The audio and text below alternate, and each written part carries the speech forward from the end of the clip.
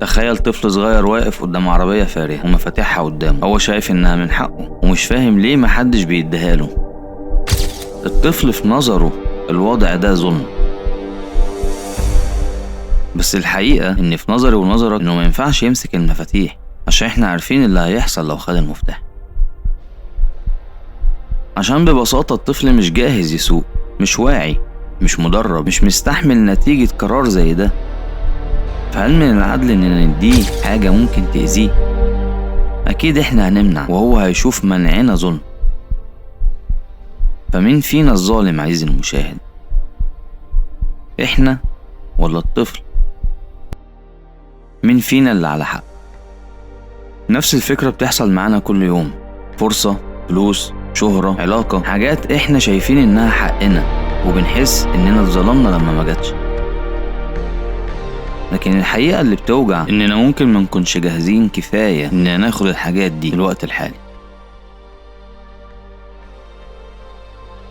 شوف كم واحد طلع فجأة وبقى معاه فلوس او شهرة بسرعة وبعدها ضاع. مثال، عندك مايك تايسون من اغنى واشهر الملاكمين في العالم، لكن المادة مخلياه غير جاهز وغير واعي للحياة عموما. دايما تلاقيه سكران وحالته مش احسن حاجة، رغم ان معاه فلوس كتير الا انه هو مش مستمتع بحياته، مش قادر يقود صح.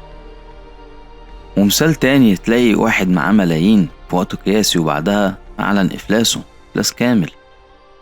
وناس معاه ملايين ضيعتها، بوظتها، ادمان وموت في الاخر. وناس جات لها الشهرة ضخمة بدري وبعد كده الشهرة دي ضغطت على حياتها وحصل لها تفكك نفسي عظيم.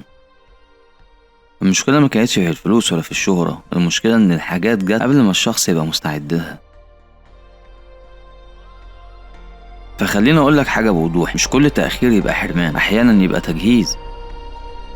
وخلي دايما عزيزي المشاهد عشان تبقى طالع مستفاد من الحلقة دي، ان السؤال الحقيقي مش ليه الحاجة دي ما جاتليش، السؤال انا لو جاتلي الحاجة دي دلوقتي هعرف اعيش بيها؟ هل انا جاهز؟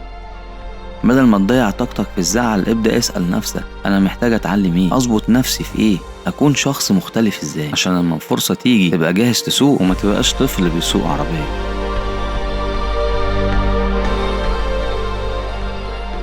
الطفل مش بيتحرم من العربية، هو بيتحرم من اذاها، وانت يمكن مش متأخر، يمكن انت مش جاهز.